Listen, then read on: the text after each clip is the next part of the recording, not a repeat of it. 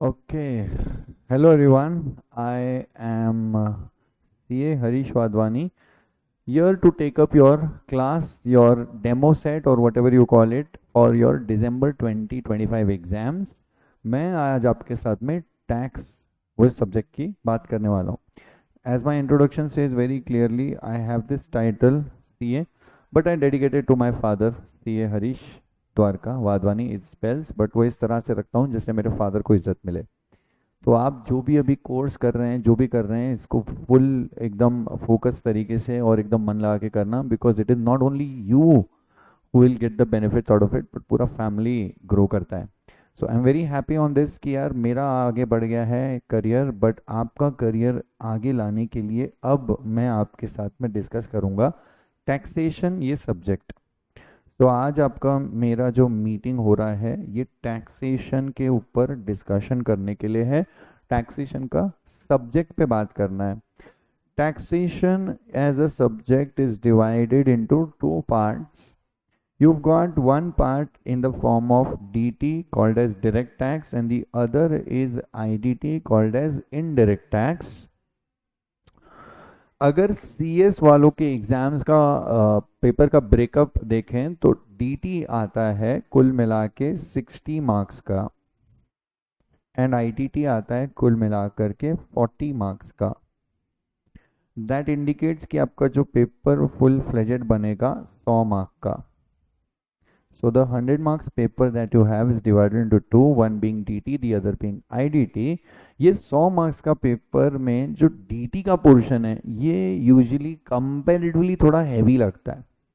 तो पहली बात तो सीएस स्टूडेंट का जो बैकग्राउंड होता है या उसके दोस्त ने कुछ एडवाइस दिया या कुछ जो यूजुअली सीएस के स्टूडेंट्स को एक फ्रेंड सर्कल से मिलता है सुनने को, उसमें ये पता चलता है कि यार टैक्स बहुत डिफिकल्ट है, बाकी सब्जेक्ट मैनेज हो पा रहे हैं, टैक्स डिफिकल्ट है. ये मोस्टली सीएस स्टूडेंट्स का एक नज़रिया होता है, एक एक्सपीरियंस होता है टैक्सेशन सब्जेक्ट का. ठीक है, लेकिन आई ट्राई माई बेस्ट कि आपके सारे डाउट्स को रिजॉल्व किया जाए, आपके सारे डाउट्स एकदम मक्खन की तरह सॉल्व कर दूँ. यहाँ पे सबसे पहले जो मेरी डिस्कशन आज अभी इस वक्त पे होने वाली है, we are going to have a discussion on IDT, this being the very first class. इसको एकदम लाइटर नोट पे रखेंगे, कॉन्सेप्चुअल बात करेंगे. बात करूँ डीटी आईडीटी की तो 60 नंबर का डीटी है. यूजुअली लोगों को हैवी लगता है डीटी और आईडीटी कंपैरेटिवली इजी लगता है, स्कोरिंग लगता है. आईडीटी को आगे वापस से डिवाइड करूँ तो इसमें अब दो और सेट बन जाते हैं. इसका एक सेट है जीएसटी और एक सेट है customs. GST is for 30 marks and customs is for 10 marks. Comparatively ना कस्टम ज़्यादा अच्छा रहेगा, रीज़न बीइंग सिर्फ 20 से 30 पेज पढ़ने और ध्यान देना है और वो 10 मार्क अपने हाथ में हो जाते हैं. जीएसटी का कंपैरेटिवली नंबर ऑफ पेजेस ज़्यादा है, तो अराउंड 250 पेजेस का कुछ कंटेंट रहेगा नोट टेक्स्ट बुक वगैरह में, उस या उससे भी थोड़ा 20-30 पेज ज़्यादा. और कम इतने सारे पेजेस पढ़ने के बाद आपको सिर्फ 30 नंबर का क्वेश्चन पेपर बनेगा. ठीक है, थोड़ा सा कंटेंट ज़्यादा और एग्जाम में आएगा कंपैरेटिवली कम. इतना ज़्यादा पढ़ने के बाद इतना सा आएगा. कस्टम्स अच्छी बात है, इसको अपन जेब में रखेंगे, इसमें अच्छा नंबर अपने को लेके आने का है. ठीक है, तो ये टैक्सेशन के दो पार्ट बने, एक बना डीटी एक बना आईडीटी, जिसका जीएसटी एक अपना 30 नंबर का पेपर बनेगा. आज जो मैं आपके साथ डिस्कशन करूंगा वो होगा जीएसटी पे. This is the thing of discussion, the point of discussion for today. ये जो आपकी डेमो क्लास होने वाली है इसमें मैं अब ये डिस्कस करूंगा, आज जीएसटी की बात करेंगे. ठीक है, सो ये आपका टैक्सेशन का 100 मार्क का पेपर इस तरह से डिवाइड हो गया. और एक बात, आपके पेपर में पूरा का पूरा 100 नंबर का पेपर जो बनेगा वो डिस्क्रिप्टिव टाइप का पेपर बनेगा. मतलब आपको एमसीक्यू वगैरह सीएस एग्जाम्स में देखने को नहीं मिलता है. तो it is 100 marks full descriptive paper. Okay, no MCQs, but there is the thing is you've got an option. ठीक है, so plus 20 marks ऑप्शन. तो टोटल पेपर जो बनेगा आपका वो 120 मार्क का बनेगा, जिसमें से आपको 20 मार्क का कुछ भी ऑप्शन की तरह छोड़ देना है और बाकी आपको 100 मार्क का पेपर अटेम्प्ट करना है। So you will you be given option yes. Is it that पूरा का पेपर कंपलसरी है? नहीं, एक क्वेश्चन होता है क्वेश्चन नंबर 1, वो कंपलसरी है, बाकी इसमें से आप ऑप्शन चुन लो, इस तरह से होगा। But the fact is there is no MCQ benefit for you. Entire paper is a descriptive, मतलब पूरा एक्सप्लेन करना है, पूरे पूरे आंसर लिखने, उस तरह से। DT-IDT कैसा पेपर होगा सर, ये बताओ। DT-IDT इज एक्चुअली, DT की अगर बात करूँ तो ये एक this is actually 90% practical and 10% theory. तो ये पूरा सॉल्विंग का जो सेट बनेगा वो मोस्टली आपका 90% जो भी इसका कंटेंट होगा वो सॉल्विंग वाला होगा, प्रैक्टिकल पेपर होगा। बाकी 10% की ऐसी कुछ थियरी वियरी आ जाएगी। IDT on the other hand बेटा जी, this is constituting of theory as well as practical, but IDT के अंदर थियरी का कंटेंट थोड़ा ज़्यादा हो जाता है। I would say that it is more of like 50-50% बोल सकते हैं। सो 50% इसका जो पेपर बनेगा वो थियरी टाइप का होगा एंड 50% इसका जो पेपर बनेगा वो प्रैक्टिकल टाइप का बनेगा, ठीक है।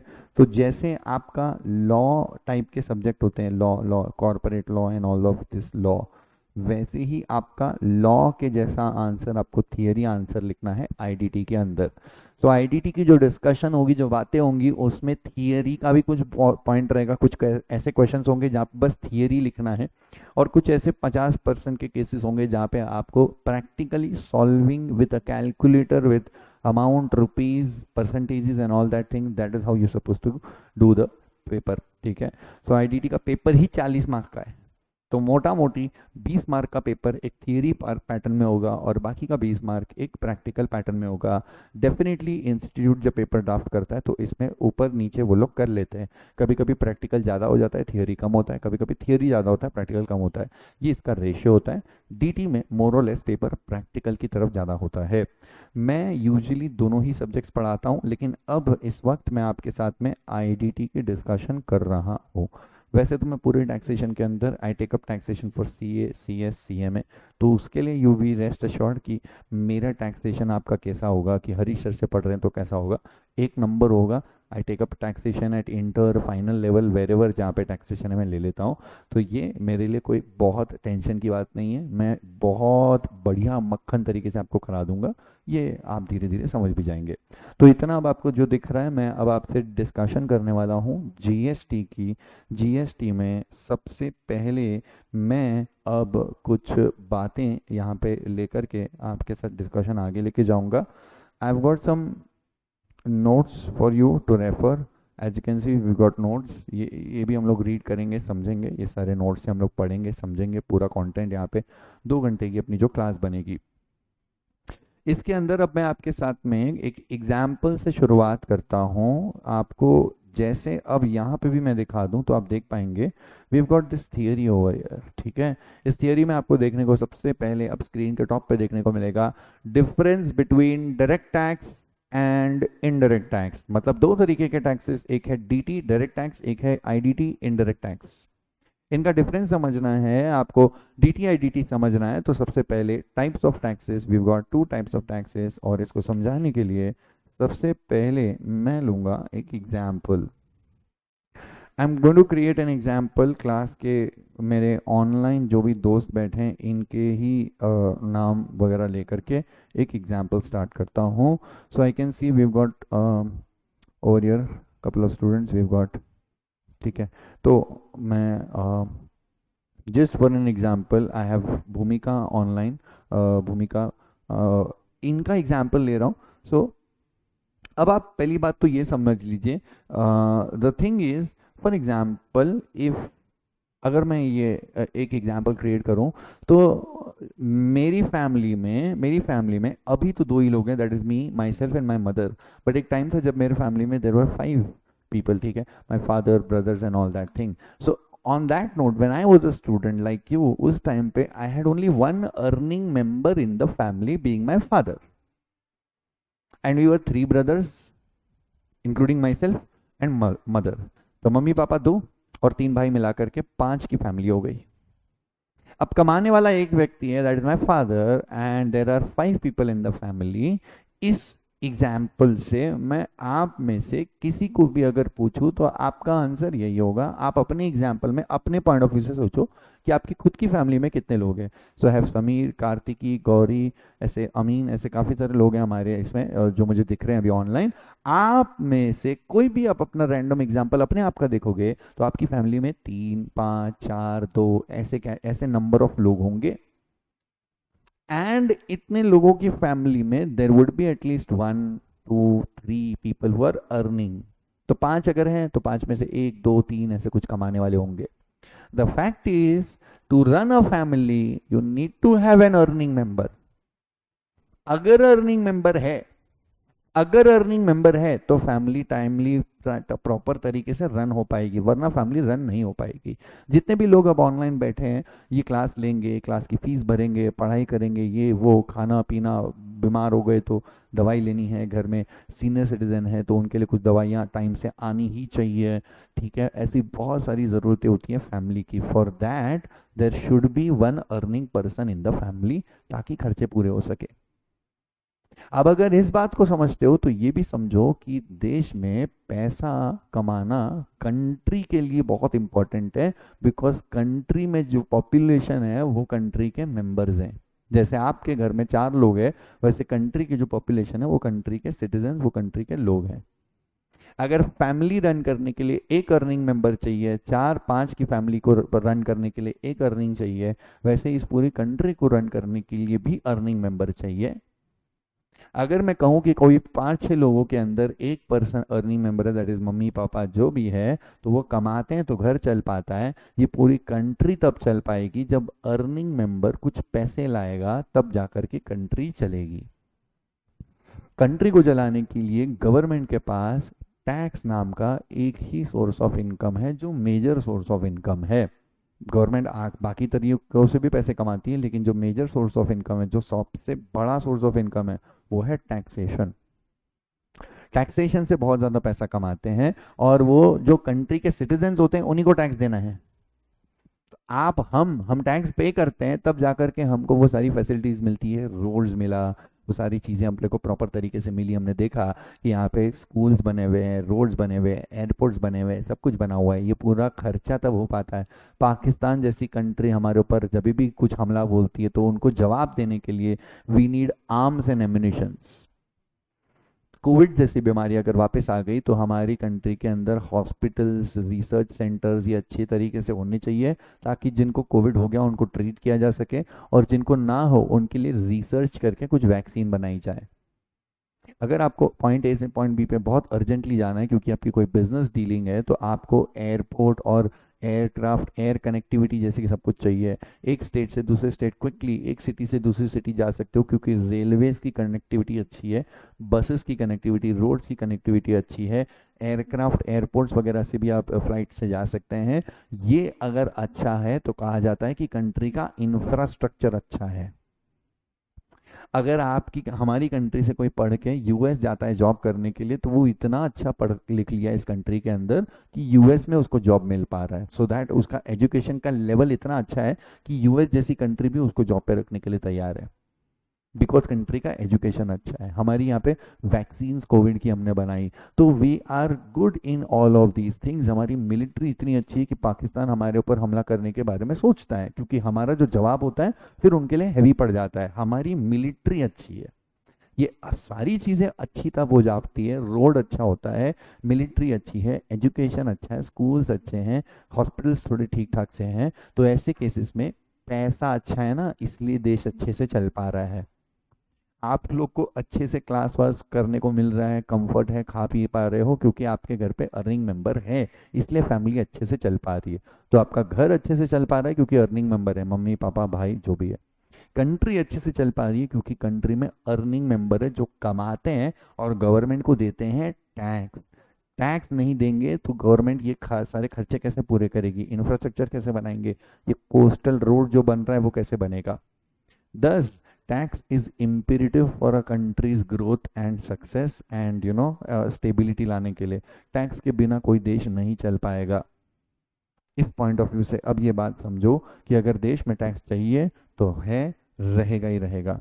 ठीक है, तो क्या टैक्स रहेगा ही रहेगा? यस। आप कितना भी बोलो नहीं अच्छा लगता, हैवी लगता है चीज़, मेरे को नहीं देना है टैक्स, देना ही पड़ेगा। ठीक है। और ये बात बिल्कुल बेकार है कि सर हम तो टैक्स पे करते हैं तो करप्शन इतना है कि सारे पॉलिटिशियंस पूरा चोरी करके लेके जाते हैं। आप वो दूसरे एंगल पे बात करोगे तो फिर तो शाम हो जाएगी, क्योंकि करप्शन के बारे में बात करते करते खत्म हो जाएंगे हम लोग।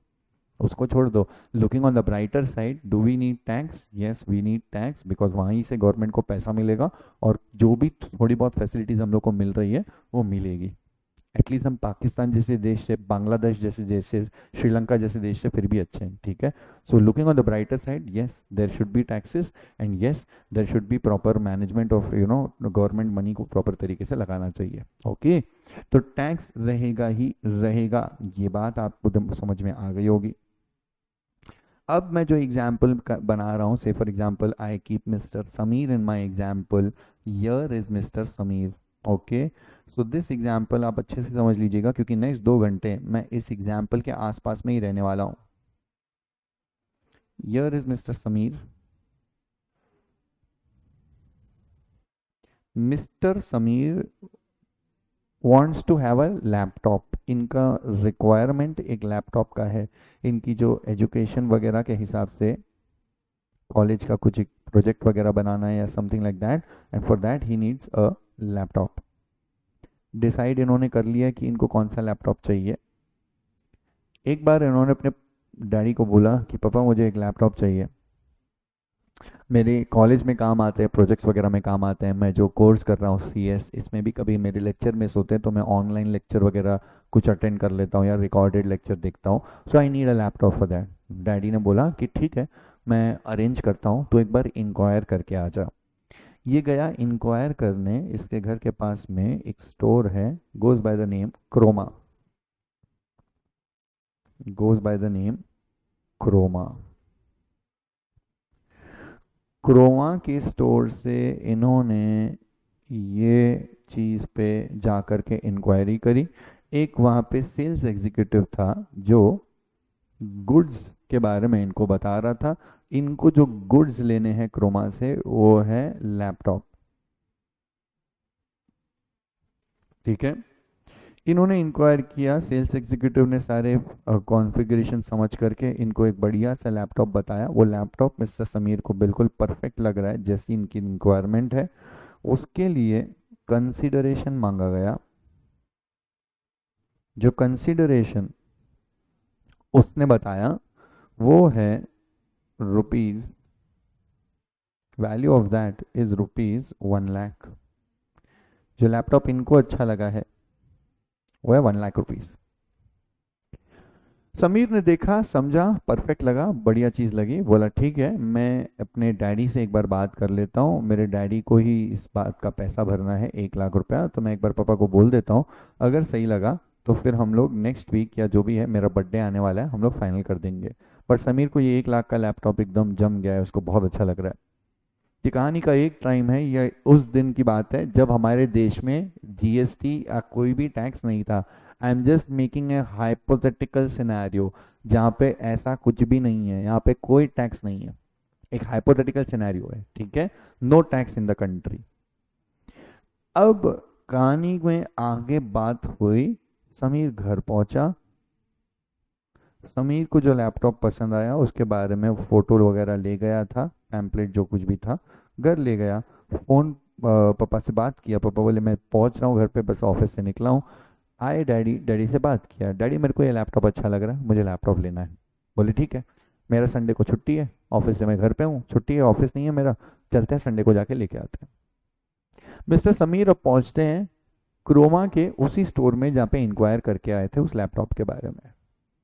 पहुंचे, कंसिडरेशन की बात थी, 1 लाख रुपया देना था। कहानी में ट्विस्ट ये हो गया कि वहाँ पे जो सेल्स एग्जीक्यूटिव था मिला, बोला हाय सर, उस दिन मैंने लैपटॉप के बारे में इंक्वायर किया था, हमको लैपटॉप लेना है, बताइए क्या कुछ है, कैसे है, क्या नहीं है।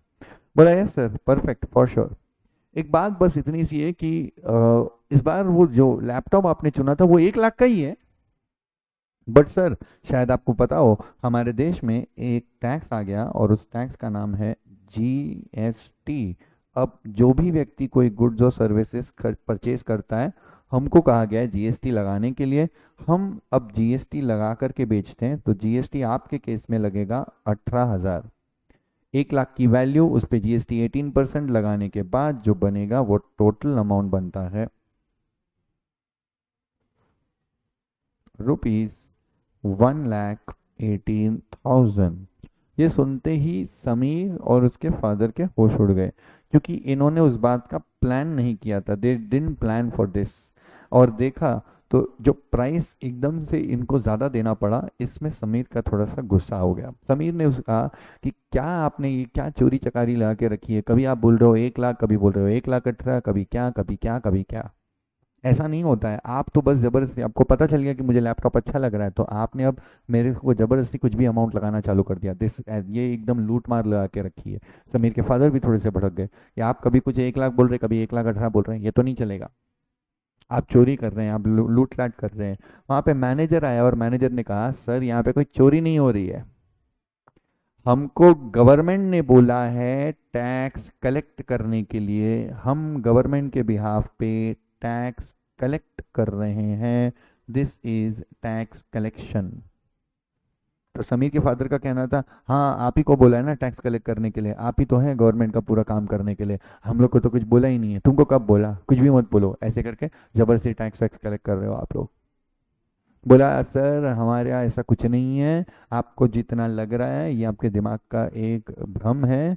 एक्चुअली गवर्नमेंट ने हमको बोला है कि टैक्स कलेक्ट करना होगा जब भी कोई गुड्स और सर्विसेज सप्लाई करी जाएंगी। ये गवर्नमेंट के ऑर्डर के हिसाब से we are collecting the tax. और क्रोमा का यहाँ पे क्लियर कहना था, ये पैसा हमारी जेब में नहीं जाने वाला है।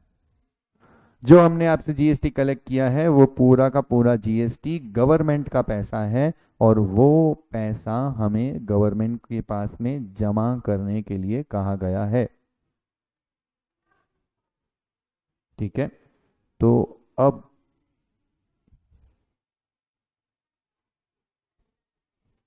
ये पैसा हम यहाँ पे जमा करेंगे गवर्नमेंट के पास में।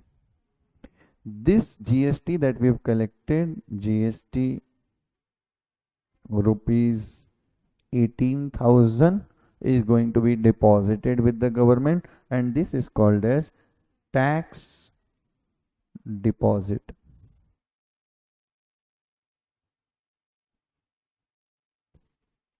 Tax deposit, tax deposit. तो अब आप देखेंगे क्रोमा ने उनको क्लियरली कहा कि आप अगर एक एंगल समझ रहे हो सर, तो हमने आपसे टैक्स कलेक्ट किया और कलेक्शन करने के बाद में गवर्नमेंट को दे दिया। हमारे पास में आपसे पैसे जो आए थे वो थे 1,18,000, 1 लाख हमारे लैपटॉप का अमाउंट प्लस जीएसटी, टोटल 18,000 मिलाने के बाद में 1,18,000 जो हमने आपसे लिया है, इसमें से 18,000 की जीएसटी तो आपसे लेके वहां पे गवर्नमेंट को दे देना है। तो क्रोमा कह रहा है हमारे जेब में अभी भी सिर्फ 1 लाख रुपए ही रहेगा। और जब जीएसटी नहीं था तभी भी हम आपसे कितना मांग रहे थे, 1 लाख ही मांग रहे थे। तो हम कोई चोर नहीं है जैसा आप बोल रहे हो। हमने पहले भी 1 लाख मांगा था, आज भी 1 लाख मांग रहे हैं। हाँ, 1 लाख रुपए के ऊपर जो एक्स्ट्रा 18,000 मांगा जा रहा है वो जीएसटी का अमाउंट है, वो हमने अपने मन से नहीं लगाया है, गवर्नमेंट ने कहा है। और अगर ये गवर्नमेंट का हमको काम करना है तो करना ही पड़ेगा, हम करेंगे ही, क्योंकि हमको बोला गया है। तो ऐसे केसेस में मुझे बताइए किसकी जेब से पैसा जाएगा, किसको इस बात का भारी फील होगा? मिस्टर समीर एंड समीर की फैमिली, इनको, समीर का फादर, इनको हैवी फील होगा। क्योंकि समीर का ये कहना है, शिट यार, अगर मैं लास्ट वीक ले लेता तो मुझे वो लैपटॉप का कितना पैसा देना पड़ता, 1 लाख रुपया।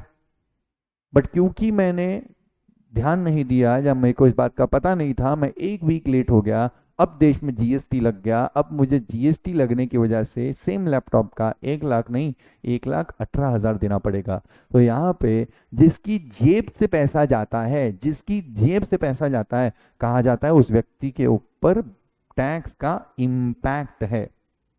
We can call it that Mr. Sameer is having an impact on himself. The impact of tax, impact of tax is on mister Sameer. Sameer के ऊपर टैक्स का इम्पैक्ट है। इम्पैक्ट का ही दूसरा नाम है बर्डन। बर्डन, टैक्स का burden. Who is having the burden of tax on himself? Mister Sameer. किसकी जेब से पैसा गया है? मिस्टर समीर।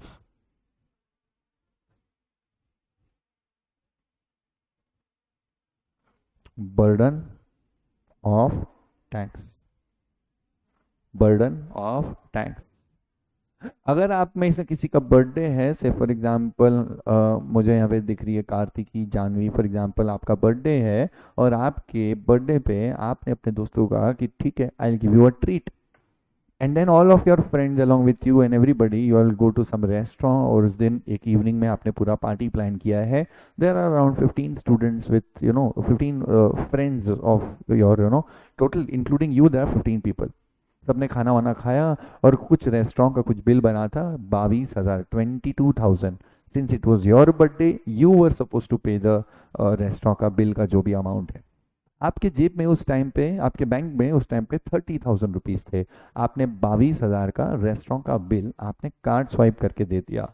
अब आपके अकाउंट में सिर्फ और सिर्फ 8,000 रुपये पड़े हुए हैं। मुझे बताइए बर्डन किस पे है? इफ इट इज जानवीज बर्थडे, ये बर्डन किस पे होगा? जानवी के ऊपर बर्डन होगा। बाकी लोग तो खाएंगे पिएंगे मजे करेंगे, पैसे किसको देने पड़े? मिस जानवी। तो बर्डन किसके ऊपर है? मिस जानवी। अगर कोई आपके कोई क्लास की फीस वगैरह भरनी है, से फॉर एग्जांपल 50,000 रुपये की फीस भरनी है, ठीक है, and we got Amin over your online. For example Amin ने अपने फादर को कहा कि मुझको फीस भरनी है क्लासेस की। उनके फादर के बैंक अकाउंट में उस टाइम पे 1 लाख रुपए थे। उन्होंने कहा ठीक है बेटा, कल हमारे क्लास आपके क्लास चलेंगे, वहाँ पे जाके मैं फ़ीस भर दूंगा। क्लास आए, फीस भरा, वहाँ पे फीस भर दिया, 50,000 तभी दे दिए। अब बैंक में से 1 लाख में से 50,000 चले गए, अब कितना बचा है? सिर्फ 50,000। जो पैसे देने थे वो अमीन के फादर ने दे दिए। बर्डन किस पे था? अमीन के फादर पे। जिसकी जेब से पैसा जाता है उस व्यक्ति के ऊपर होता है इम्पैक्ट, उस व्यक्ति के ऊपर होता है बर्डन। मेरे एग्जाम्पल में ये जीएसटी का इम्पैक्ट, ये impact of tax, which tax I am talking about? GST, burden of tax, that is GST. ये जीएसटी का जो 18,000 रुपया ये किसके पास पहुंचा है? गवर्नमेंट के पास पहुंचा है। किसकी जेब में पहुंचेगा? गवर्नमेंट की जेब में पहुंचेगा। किसकी जेब से निकला? किसने अपने जेब से पैसे निकाल के दिए? Mister Sameer. Who is having burden of tax? Mister Sameer. तो जिस व्यक्ति की जेब से पैसा जाता है कहा जाता है कि उसके ऊपर इम्पैक्ट ऑफ टैक्स है, उसी के ऊपर बर्डन ऑफ टैक्स है।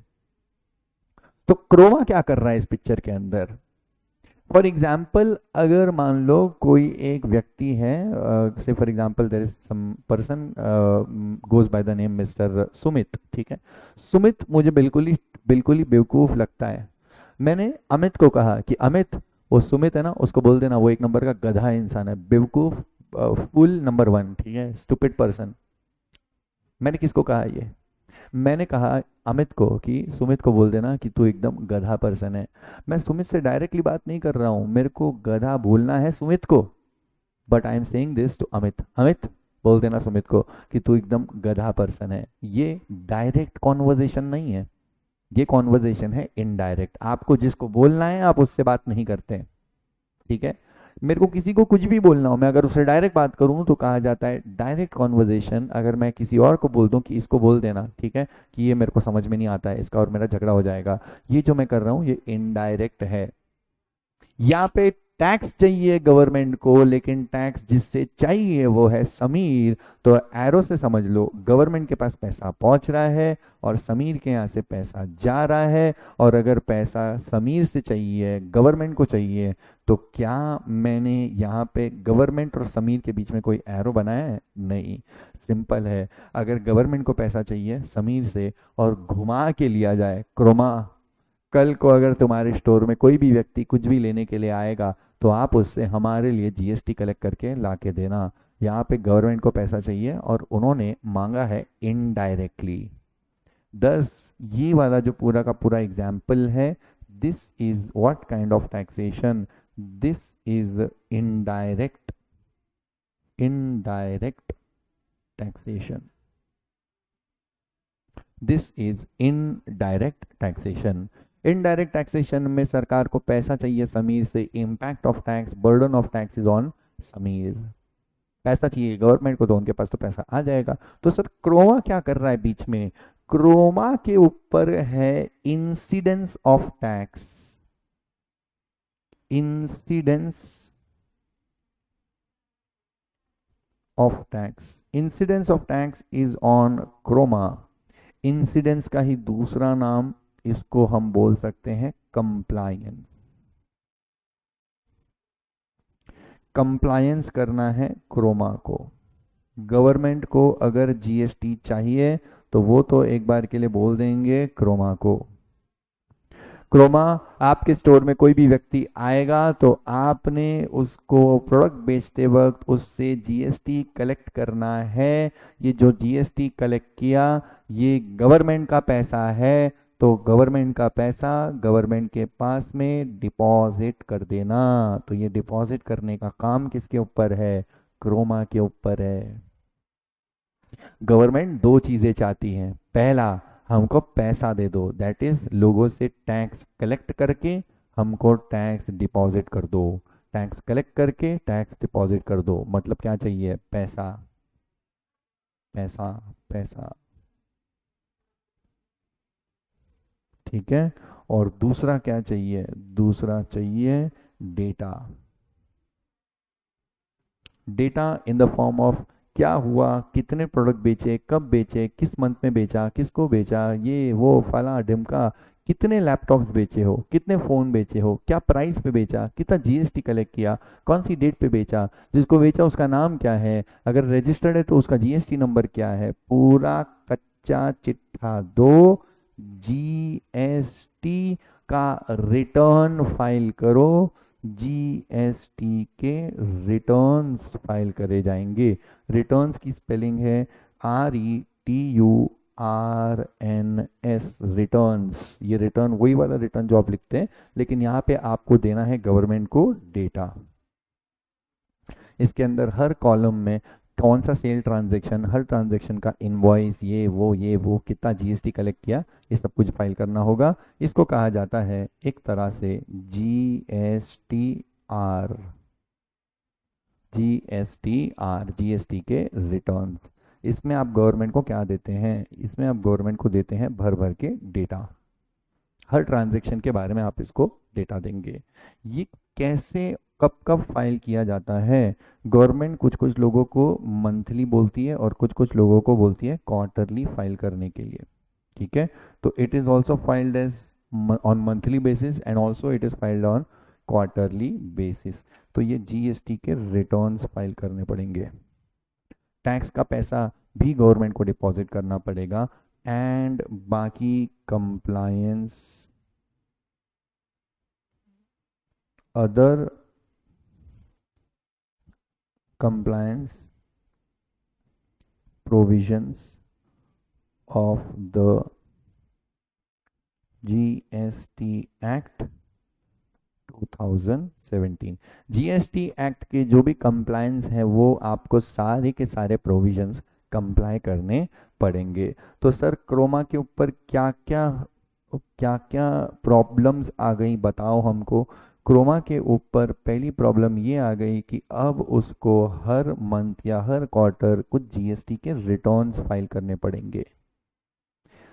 दूसरा, जितना भी लोगों से टैक्स कलेक्ट किया वो गवर्नमेंट को दे देना पड़ेगा। गवर्नमेंट का पैसा गवर्नमेंट के पास जमा कर दो, टैक्स डिपॉजिट कर दो। एक डेटा दो, जीएसटी के रिटर्न्स फाइल करो, और दूसरा पैसा जो है वो गवर्नमेंट के अकाउंट में ट्रांसफ़र करो। और तीसरा, जीएसटी एक्ट के जितने भी प्रोविजंस है सारे के सारे प्रोविजंस को कंप्लाई करो। अगर आपने यहाँ पे कोई भी गड़बड़ करी तो फिर आपको लेट फी, पेनल्टी और ये सब का पूरा सामना करना पड़ेगा। ये जो तीन येलो कलर के मैंने काम बताया ये क्या है? कहा जाता है इसको incidence of tax. Incidence, incidence of tax. Incidence का ही दूसरा नाम है कंप्लायंस करना, कंप्लायंस। जिस व्यक्ति के ऊपर बर्डन है, हमारी कहानी में बर्डन है मिस्टर समीर के ऊपर, जीएसटी का पैसा उसकी जेब से जाएगा, जो व्यक्ति उसको प्रोडक्ट बेच रहा है या सर्विसेज दे रहा है वो माल बेचते वक्त उससे जीएसटी भी कलेक्ट कर लेगा। This is called as compliance वाला, this is called as impact. तो देखो दो काम है, दो काम है, दो काम है। जिसकी जेब से पैसा जाएगा कहा जाता है उसके ऊपर इम्पैक्ट है या बर्डन है। जिसको सारे प्रोविजंस को कंप्लाई करना है, हर मंथ रिटर्न फाइल करना है, पूरा डेटा देना है, टैक्स को गवर्नमेंट के पास नॉक नॉक, ये टैक्स जमा करने आया था सर, ये टैक्स गवर्नमेंट के साथ बात करना, गवर्नमेंट को रिटर्न फाइल करके देना। गौर आप एरो से समझ लीजिए, गवर्नमेंट और क्रोमा के बीच में एरो है। क्रोमा गवर्नमेंट के पास में जीएसटी के रिटर्न्स फाइल करेगा, उसको टैक्स डिपॉजिट करना है और उसको सारे प्रोविजंस भी कंप्लाई करना है। और गवर्नमेंट डायरेक्ट क्रोमा से बात करेगी। There is no arrow between government and mister Sameer. Government सिर्फ एक ही पर्सन को जानती है, वो है ट्रांजैक्शन का supplier. So we will call Croma as the supplier in this entire set. Chroma is supplier and Sameer is recipient. Supply करने वाला क्रोमा और रिसीव करने वाला समीर। इंसिडेंट्स वगैरह की बातें आप समझ गए होंगे। यहाँ पे क्रोमा को कुछ ज़्यादा टेंशन लेने की ज़रूरत नहीं है, क्योंकि जितना जीएसटी कलेक्ट करेगा उतना गवर्नमेंट के पास में डिपॉजिट करना है। लेकिन ये सब सरदर्द है, हर मंथ खत्म होने के बाद में रिटर्न फाइल करना है, जितना भी लोगों से जीएसटी कलेक्ट किया वो गवर्नमेंट को देना है और बाकी प्रोविजंस को भी कंप्लाई करना है। अगर कुछ भी गड़बड़ हुई तो गवर्नमेंट वाट लगा देगी। पहला, अगर जीएसटी के रिटर्न्स टाइम से फाइल नहीं किए, लेट फाइलिंग ऑफ रिटर्न्स, अगर रिटर्न्स लेट से फाइल किए, लेट फाइलिंग ऑफ रिटर्न्स, ऐसे केस में गवर्नमेंट लगा देगी लेट फीस। दूसरा, अगर आपने late deposit of tax, tax का पैसा देरी से दिया तो गवर्नमेंट लगाएगी इंटरेस्ट। एंड अगर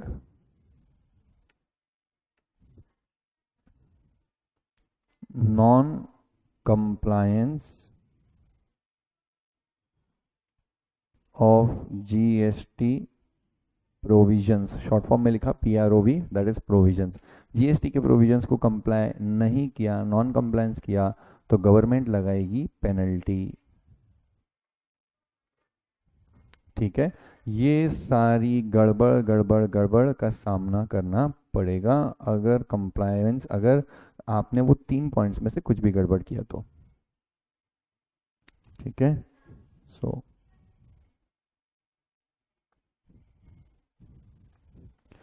यर वी आर, और मैं इस तरह से आपको ये पूरा हाईलाइट करके बता दिया। ठीक है, ये सारी की सारी बातें यहाँ पे, इसका एक पहलू हुआ है, अभी तो इसका दूसरा साइड आपको बताना है। ठीक है, ये पूरा सेट है इस तरह से।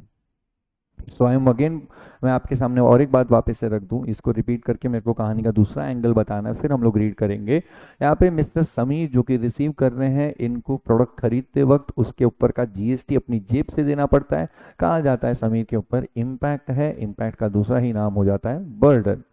जो सामने वाला व्यक्ति है वो उसके साथ गुड्स की वैल्यू दैट इज 1,00,000 रुपीज के साथ में कुछ जीएसटी भी कलेक्ट करेगा, टैक्स कलेक्ट करेगा, और टोटल उसको पे करना है 118 को। क्रोमा को भी शांति से जीने का मौका नहीं मिलेगा। अब जो टैक्स कलेक्ट किया है वो गवर्नमेंट को देना पड़ेगा। गवर्नमेंट सिर्फ पैसा ही नहीं, साथ में डेटा भी मांगती है, मतलब हर मंथ या हर क्वार्टर खत्म होने के बाद में जीएसटी के रिटर्न्स भी फाइल करना पड़ेगा और जीएसटी की एक्ट के प्रोविजंस को भी कंप्लाई करना है। अगर ये सारी चीज़ों को कंप्लाई किया तो ठीक, वरना अगर रिटर्न लेट से फाइल करोगे तो लेट फी, टैक्स का पैसा डिपॉजिट डेट से करोगे तो इंटरेस्ट, और अगर प्रोविजंस को कंप्लाई नहीं करोगे तो पेनल्टी लगेगी। ये सारी प्रॉब्लम हो जाती है। On the other hand, for example, assuming Mr. Sameer हमारे एग्जाम्पल में मिस्टर समीर जो हैं वो अज्यूम करते हैं कि उनका CS एग्जीक्यूटिव लेवल का एग्ज़ाम जो है वो क्रैक हो गया एंड लाइकवाइज उन्होंने प्रोफेशनल लेवल के एग्ज़ाम्स को भी क्रैक कर लिया। अब सिंपल सी बात है, यहाँ पे गवर्नमेंट इसको कहती है कि समीर नाउ दैट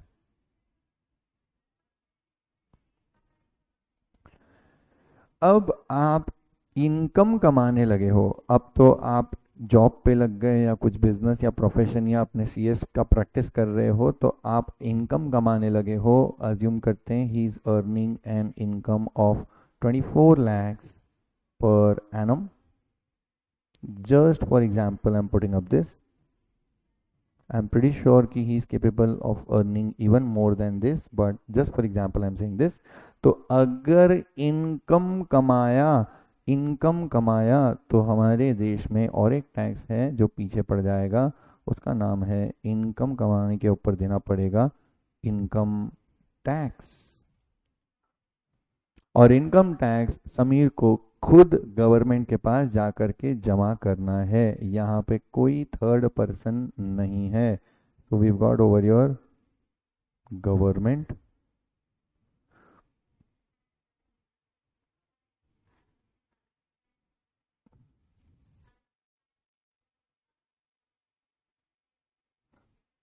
ये खुद जाएगा टैक्स डिपॉजिट करने के लिए,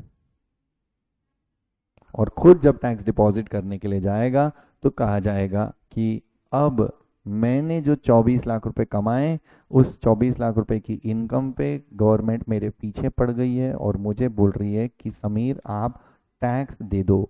तो इतनी मेहनत से जो पैसा कमाया उसका मुझको अब टैक्स भी देना पड़ेगा, दैट इज अपनी जेब से पैसा देगा। He's got impact of tax on himself.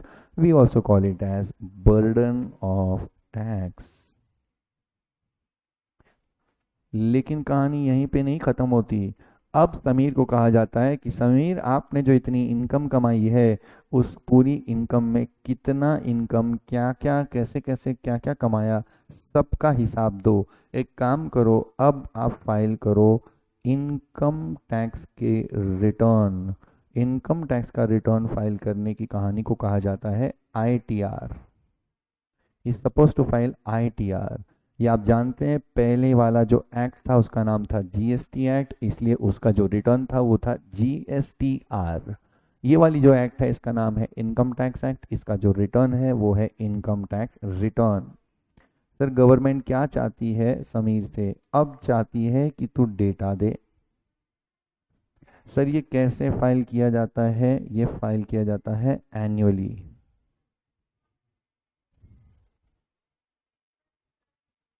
ठीक है, लेकिन कहानी यही नहीं थमती। मिस्टर समीर आप अपना टैक्स खुद ही डिपॉजिट कीजिए। आपने जितनी भी इनकम कमाई है उस इनकम पे गवर्नमेंट कुछ पैसा चाहती है in the form of tax. और यही नहीं, अब समीर को कंप्लाई करना होगा। Comply other compliance provisions of IT Act, that is Income Tax Act 1961। ठीक है, इनकम टैक्स एक्ट का प्रोविजन इनको कंप्लाई करना होगा। ये जो 3 काम कर रहा है समीर, अब कर रहा है जो अपनी इनकम के ऊपर इनकम टैक्स के रिस्पेक्ट में कर रहा है, कहा जाता है कि समीर के ऊपर है incidence of tax. Incidence of tax का ही दूसरा नाम compliance. Who is supposed to file the income tax return? Mr. Sameer himself. Who is supposed to go knock knock, sir वो टैक्स जमा करने आया था? Who is supposed to do this? Mr. Sameer himself. Who is supposed to comply with the provisions of Income Tax Act? Mr. Sameer himself. Sir अगर income tax के return time से नहीं file किया तो क्या हो जाएगा? समीर को उस वक्त पे ऐसे नॉन कंप्लायंस की वजह से देना पड़ेगा, रिटर्न लेट से फाइल किया तो देना पड़ेगा लेट फीस। सर अगर इनकम टैक्स का जो पैसा होता है टैक्स डिपॉजिट वो अगर देरी से किया तो क्या हो जाएगा, समीर को देना पड़ेगा इंटरेस्ट। सर अगर वो कंप्लाई नहीं करता प्रोविजंस को तो क्या होगा, समीर के ऊपर लगाई जाएगी पेनल्टी। जो चीज आपने ऊपर देखी थी क्रोमा को करना था वो काम अब समीर करेगा। ये येलो येलो येलो जो चीज आप देख रहे हैं ये इंसिडेंस की वजह से आई है। जिस व्यक्ति के ऊपर इंसिडेंस होता है उसको सब कंप्लायंस का ध्यान देना होता है। इम्पैक्ट ऑफ टैक्स, बस आप अपनी जेब से पैसा दे दो और आप कहानी से बाहर हो जाओ। तो पहले इनडायरेक्ट टैक्स में इम्पैक्ट किस पे था, समीर पे। इंसिडेंस मतलब कंप्लायंस, रिटर्न टाइम से फाइल करो, टैक्स का पैसा गवर्नमेंट के पास टाइम से जमा करो, सारे प्रोविजंस को कंप्लाई करो। ये इंसिडेंस या कंप्लायंस किसके ऊपर था, ये क्रोमा के ऊपर था। क्या ये कह सकते हैं कि incidence and impact falls on two separate persons under indirect tax? Yes. But अगर अब की बात करें तो यहाँ पे समीर को ही अपनी जेब से पैसा देना है तो ये कहेंगे कि इम्पैक्ट जो है वह समीर के ऊपर है। तो किसको बुरा लगेगा, किसकी जेब से इनकम टैक्स जाने वाला है, समीर की जेब से इनकम टैक्स जाने वाला है। किसको बुरा लगेगा कि यार टैक्स का पैसा चला गया जेब से, समीर को बुरा लगेगा। लेकिन बुरा मानते मानते भी उसको साथ में और एक काम करना है, उसको इंसिडेंस मतलब कंप्लायंस का भी ध्यान देना है। यहाँ पे जितने भी प्रोविजंस का कंप्लाई करना है, सब कुछ करना है, वो सब अब समीर को ही करना है। तो क्या ये कहना ठीक होगा कि indirect tax incidence and impact falls on the same person? Yes, incidence and impact falls on same person, that is our very own Mr. Sameer. इन कहानी इस कहानी में समीर के ऊपर ही इंसिडेंस है एंड समीर के ऊपर ही इम्पैक्ट है। ओके, तो ये अब आपको यहाँ से मैंने समझाया।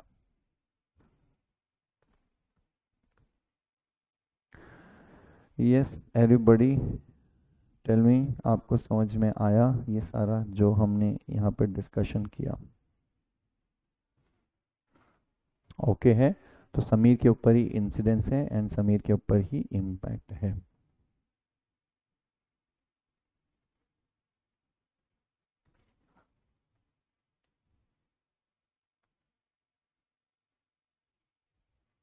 विच काइंड ऑफ केसेस, ये कौन से टैक्स होते हैं जहाँ पे उसी व्यक्ति के ऊपर इंसिडेंस है और उसी व्यक्ति के ऊपर इम्पैक्ट है?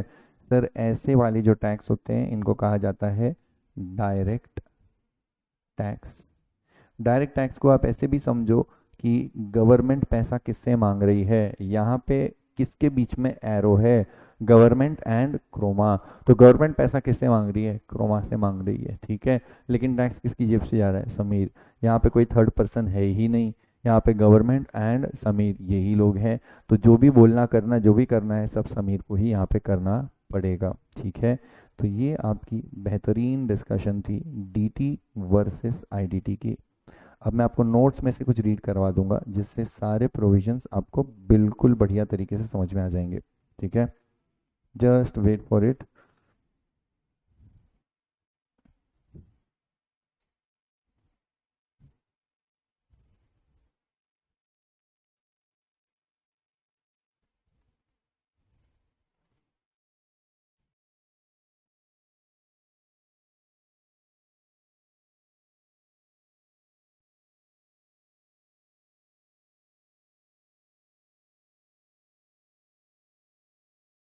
Okay, so here we have anybody wanting to take a screenshot or whatever, और जो भी है आप इसका स्क्रीनशॉट ले लीजिए ताकि आपको ये बना के अगर रखना है कॉपी में तो काम आ जाएगा।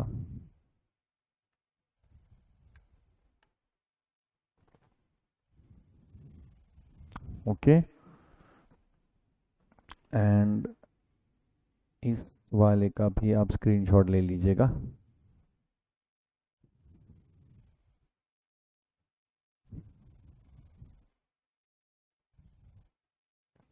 ओके, तो इससे आपको ये चीज़ें समझ में आ जाती हैं।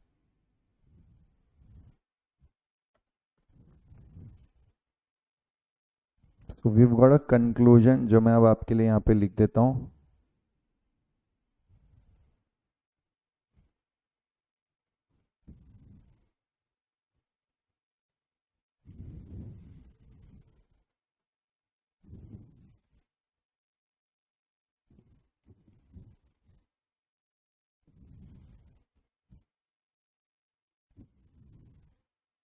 जीएसटी एक तरह से इनडायरेक्ट टैक्स की कैटेगरी में फिट होता है और इनकम टैक्स डायरेक्ट टैक्स की कैटेगरी में फिट होता है।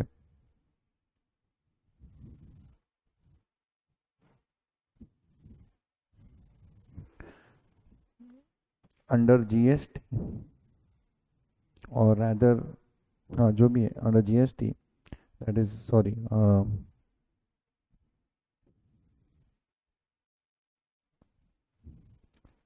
Indirect tax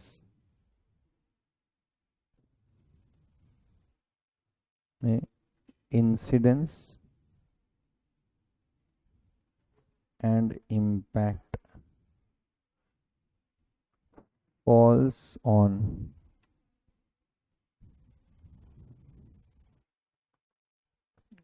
two separate persons। लेकिन यहाँ पे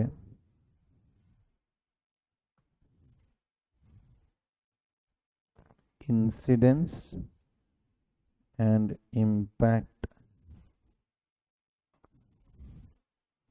false on the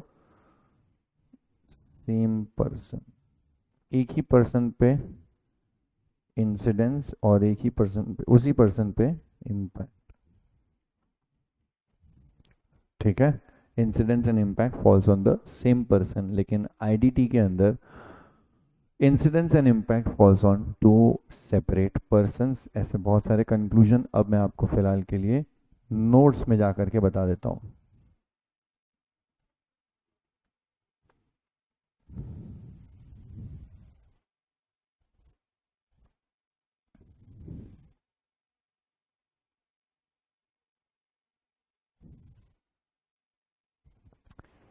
yes everyone, your direct versus indirect tax. Direct tax में person paying tax to the government. यहाँ पे कौन गवर्नमेंट को टैक्स पे कर रहा था? That is mister Sameer.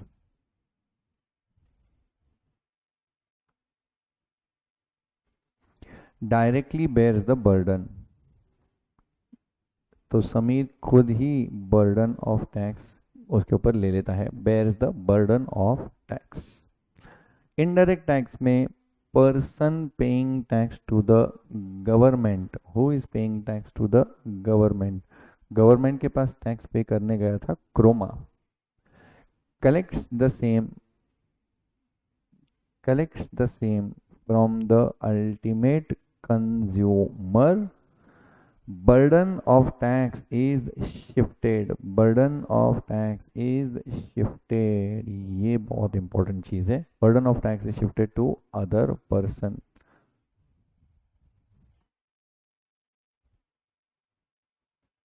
जिसके ऊपर शिफ्ट किया गया है वो है mister Sameer.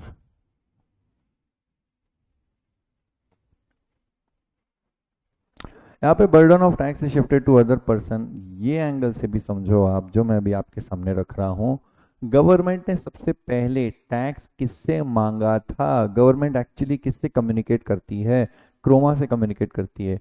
Croma tax deposit करो, क्रोमा जो भी प्रोडक्ट बेचा उस पर टैक्स चाहिए, क्रोमा ये, क्रोमा वो, क्रोमा ये, क्रोमा वो। तो गवर्नमेंट तो सप्लायर क्रोमा से बात करती है। एक पॉइंट था जब गवर्नमेंट ने बोला आपने 1 लाख का लैपटॉप बेचा, इसके ऊपर आप हमको देंगे जीएसटी 18,000, तो क्रोमा अपनी जेब से देने ही जा रहा था। अगर दे देता तो किसके ऊपर बर्डन होता? क्रोमा। देना ही पड़ता, कौन देता? क्रोमा। तो बर्डन किस पे होता? क्रोमा। लेकिन क्रोमा ने बोला बिजनेस में हूँ तो सामने वाले के ऊपर डालो ना, वो तो गुड्स खरीदने आ रहा है उसको बोलता हूँ। तो क्रोमा ने अपने ऊपर जो बर्डन था वो शिफ्ट करके समीर के ऊपर डाल दिया।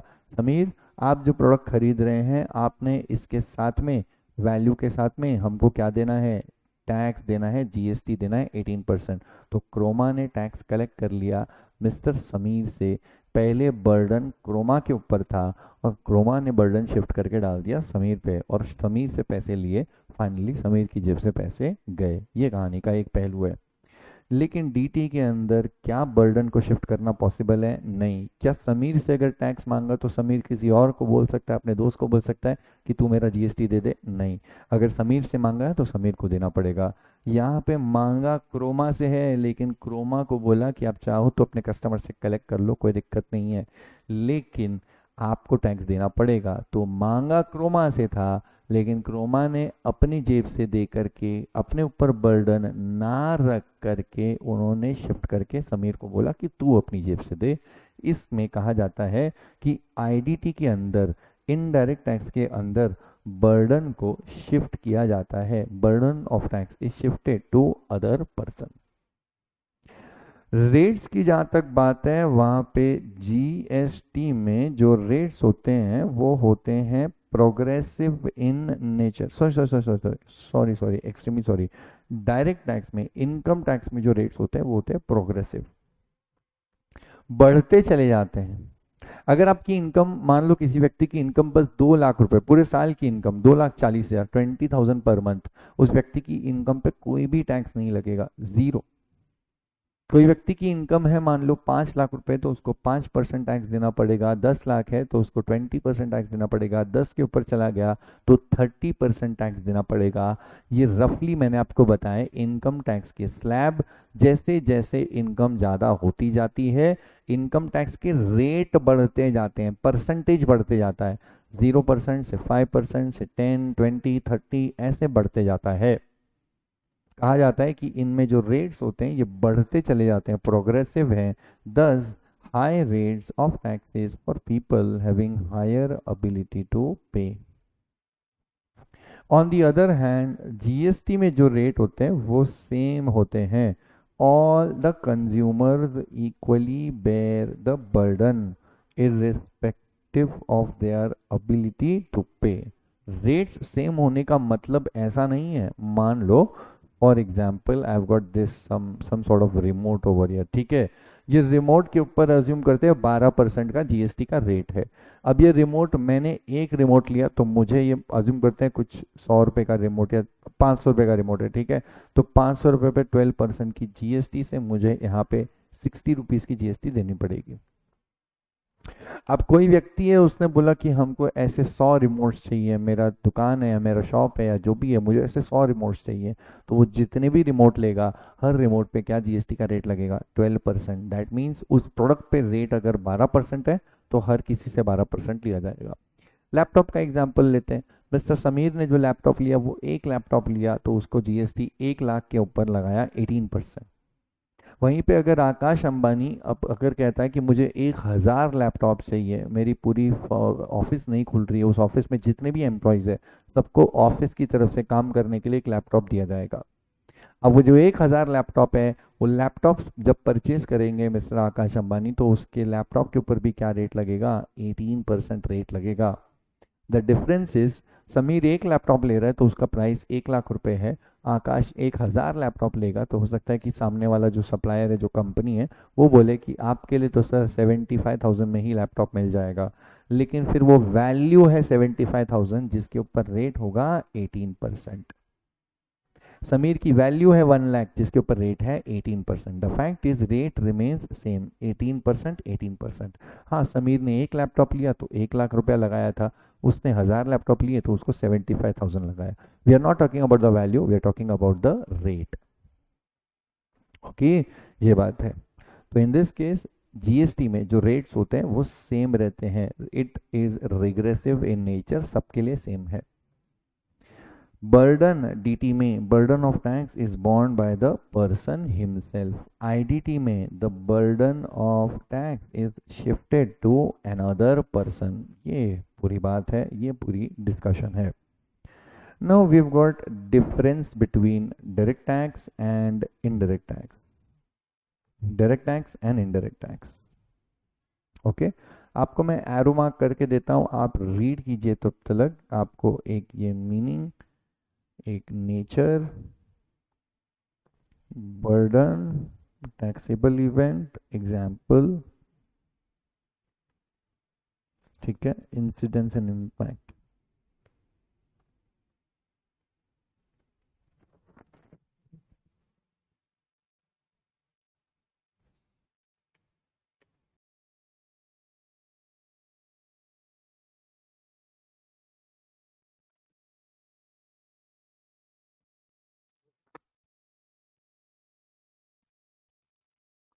Okay, yes. सो जो भी मैंने अभी एक्सप्लेन किया उसी कॉन्टेक्स्ट में आपको देखने को मिलेंगे। Direct tax, direct tax is levied on persons income, income पे लगाया जाता है, इसीलिए इसका नाम है इनकम टैक्स। तो ये रहा उसका एग्जाम्पल, ठीक है। It is levied on the income of a person, income and wealth of a person, and it is paid directly, paid directly to the government। क्योंकि डायरेक्टली पे किया जाता है, इसीलिए इसका जो नाम है वो है direct tax. Indirect tax, on the other hand, is levied on person who consumes what? Consumes goods and services। Goods and services की कंजम्पशन पे लगाया जाता है, इसीलिए इसका नाम है GST, goods and service tax. It is paid indirectly to the government, indirectly pay किया जाता है, इसीलिए ये जिस कैटेगरी में आता है वो है इनडायरेक्ट टैक्स। ओके, ये है नेचर। मैंने जैसे आपको बताया था, इसका जो नेचर होता है डीटी का वो प्रोग्रेसिव है, क्योंकि उसके रेट्स बढ़ते चले जाते हैं। और आईडीटी का जो नेचर है वो रिग्रेसिव है, उसके रेट्स सेम रहते हैं। Incidence and impact falls on the same person, मैंने आपको अभी बताया था। समीर की इनकम 24 लाख रुपया, उसके ऊपर इनकम टैक्स समीर को ही देना पड़ेगा, तो बर्डन समीर के ऊपर है, इम्पैक्ट समीर के ऊपर है। और क्योंकि कंप्लायंस उसी को करना है, रिटर्न फाइल करेगा इनकम टैक्स के रिटर्न, फिर इनकम टैक्स का डिपॉजिट हम गवर्नमेंट के पास में खुद करेगा, टैक्स डिपॉजिट, एंड उसके कॉन्टेक्स्ट में जो इनकम टैक्स का कंप्लायंस का प्रोविजन होता है वो भी उसी को करना पड़ेगा। The incidence and impact falls on the same person. Assessee mister Sameer himself bears such taxes, तो जो टैक्स का बर्डन वगैरह बेयर करना है वो असेसी मिस्टर समीर खुद ही अपने ऊपर बेयर करेंगे। But on the other hand falls on different person, the tax is recovered from the assessee. इस केस में जिसके साथ गवर्नमेंट बात करती है वो असेसी है, Croma. Government recovers the GST from assessee. आपको याद होगा गवर्नमेंट ने एक एरो, मतलब क्रोमा के साथ में गवर्नमेंट का एरो था, मतलब गवर्नमेंट रिकवरी असेसी क्रोमा के साथ में करेगा। लेकिन क्रोमा भी बहुत शाना निकला, उसने पास ऑन कर दिया, शिफ्ट कर दिया बर्डन, शिफ्ट कर दिया बर्डन टू अनदर पर्सन। हमारी कहानी में वो another person is mister Sameer.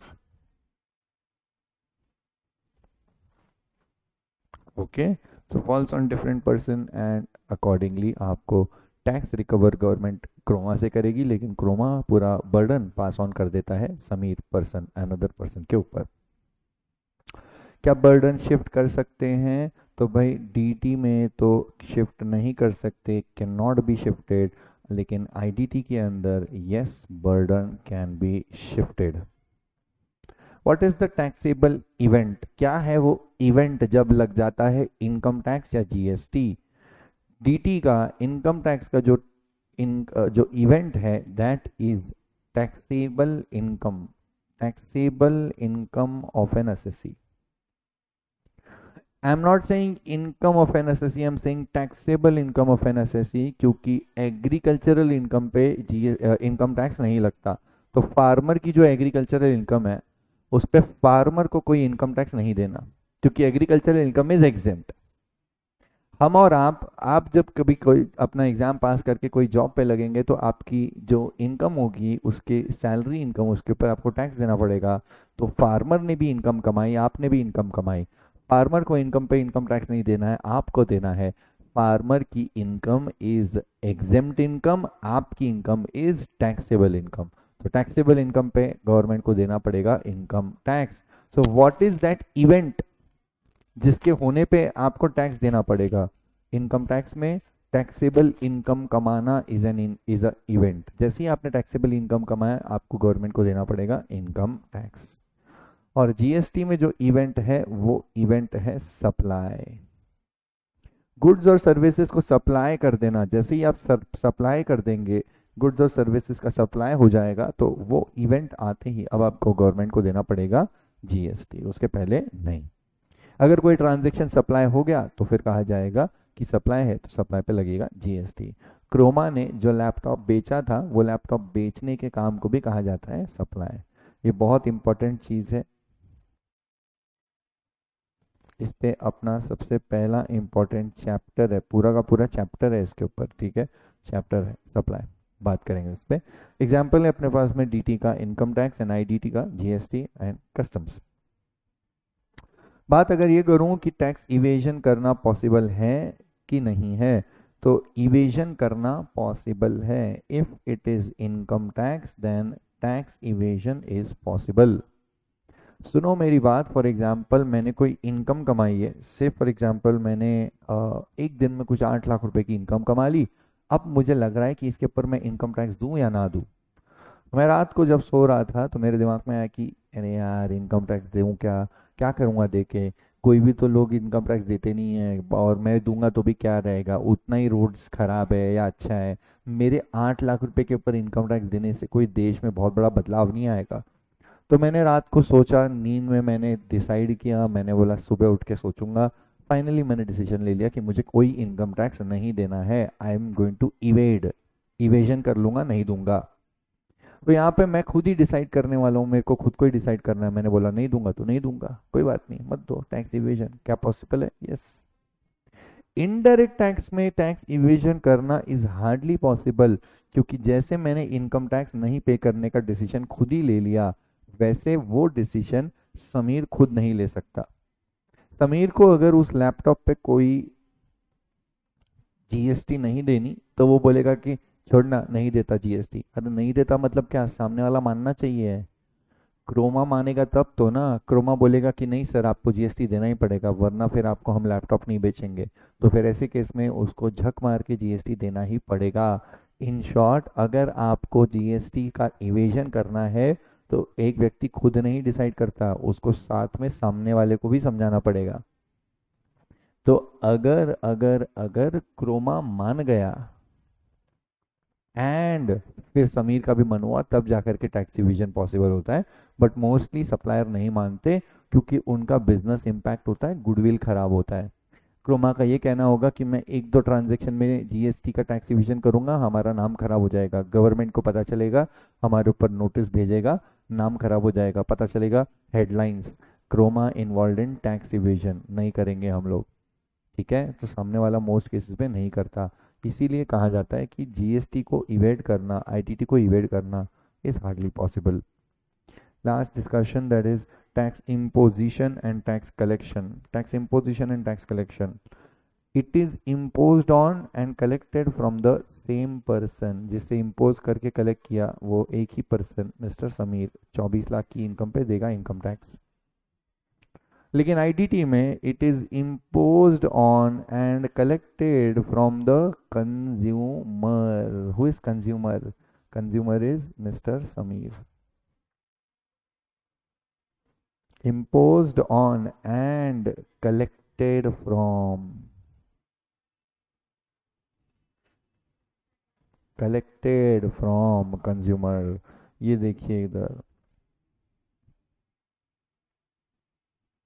ये देखिए दिस इज मिस्टर समीर, और समीर से ये एरो आपको देखने को मिल रहा है, और यहाँ पे मैंने क्या लिखा है, tax collection.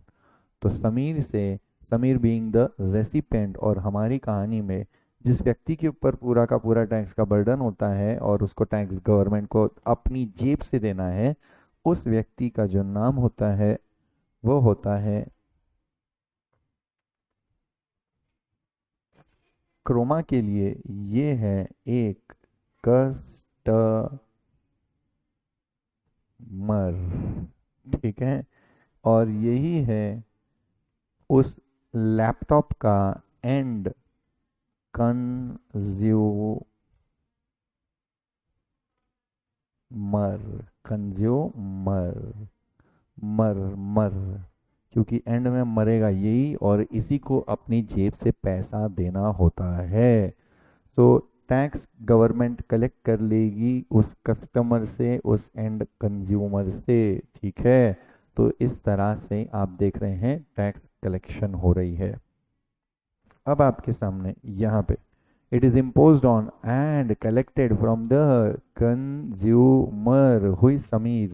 Sameer is nothing but a consumer, ठीक है। समीर से ये लोग जीएसटी कलेक्ट करेंगे, ये रहा, ठीक है। So tax is imposed on and collected from the consumer of goods or services, but deposited by the assessee. Who is assessee, sir? Assessee is Chroma.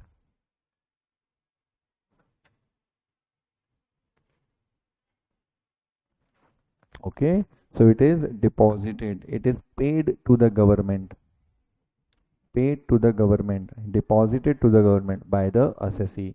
ये आपको यहाँ पे मैंने एरो से बताया भी था, ये आपके सामने ये रहा। क्रोमा से गवर्नमेंट का एरो आपको दिख रहा है, क्रोमा गवर्नमेंट के पास में टैक्स डिपॉजिट कर रहा है, ये बात है। सो डिपॉजिट क्रोमा करेगा गवर्नमेंट के पास में, लेकिन क्रोमा पहले कलेक्ट कर लेगा एंड कंज्यूमर से, ठीक है। इससे पूरा का पूरा आपका सेट डन होता है। You can now take a screenshot for your reference purposes.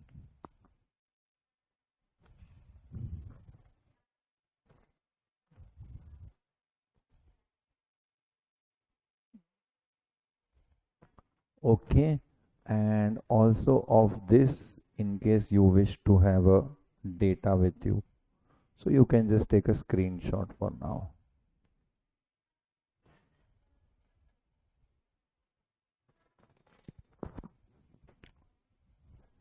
Okay, so करीब हमारे पास में भी एक आधे घंटे की क्लास है, तो एक छोटा सा अच्छा सा स्वीट सा डेटा कवर अप करते हैं। This is features of indirect tax, features of indirect tax. Important source of revenue government के लिए इनडायरेक्ट टैक्स एक इंपॉर्टेंट सोर्स ऑफ रेवेन्यू है। Indirect tax, taxes are major source of tax revenue for governments worldwide. So it is major source of tax revenue for governments, and it continues to grow. In India, indirect tax contributes more than 50% of the total tax revenues. Contributes more than 50%, more than 50% of the total tax revenues of the central and state. मैं ऊपर एक data लिख रहा हूँ, just for reference I am writing this for you. एक time था, बात कर रहे हैं जब जीएसटी नया नया आया था, ये है साल 2017, और बाद में डेटा बताऊंगा 2024-25। जीएसटी वाज इंट्रोड्यूस्ड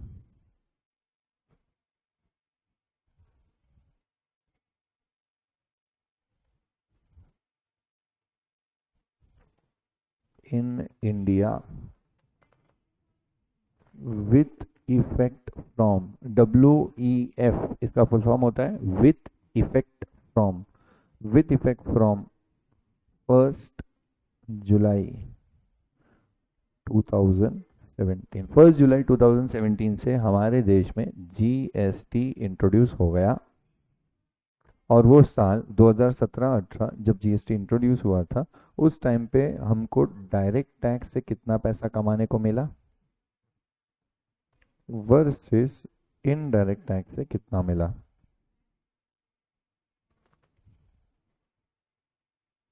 उस साल डायरेक्ट टैक्स जोर में था, उससे हमको 16,000 करोड़ का रेवेन्यू मिला, वेयर GST से सिर्फ 12,000 करोड़ का रेवेन्यू मिला। But tables have turned as of now 2024-25 में डायरेक्ट टैक्स से आज भी रेवेन्यू हमारा 16,000 करोड़ ही है।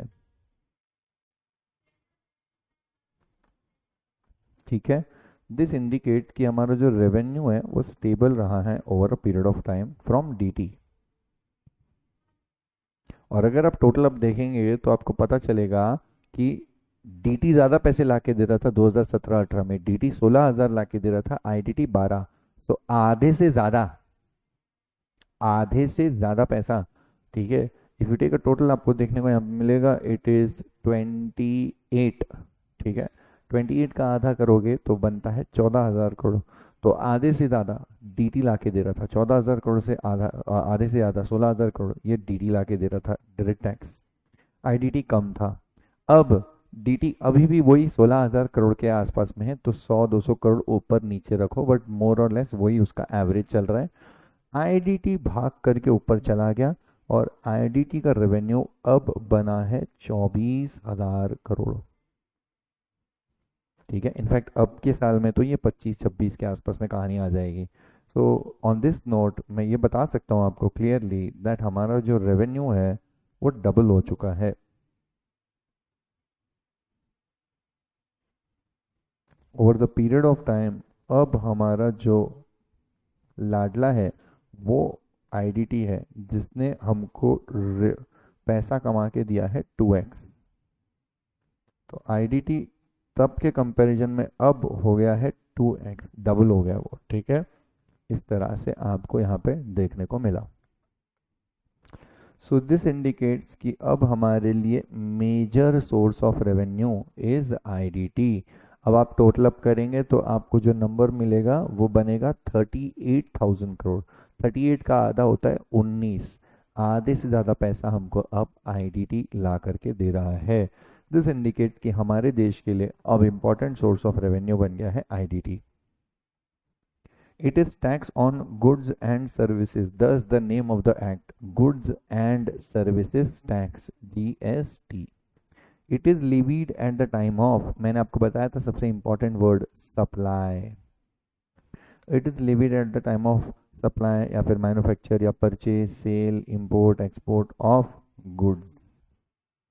तो गुड्स का सप्लाई, मैन्युफैक्चर, इंपोर्ट, एक्सपोर्ट जो कुछ भी होगा उस पर लगेगा GST, as well as services में भी सप्लाई या फिर import, export, etcetera etcetera of services. तो सर्विसेज के भी आपको ट्रांजैक्शन पे देखने को मिलेगा GST। बर्डन शिफ्ट कर सकते हैं कि नहीं, शिफ्टिंग ऑफ बर्डन पॉसिबल है कि नहीं है। तो burden of indirect tax is shifted from seller to buyer and ultimately borne by the consumer of such goods. For example, GST paid by the supplier of goods is recovered from the buyer. तो GST पे किया है supplier ने government को, मेरे example में Croma ने, but then वो लोग ने इस पैसे को रिकवर कर लिया from the buyer, recovered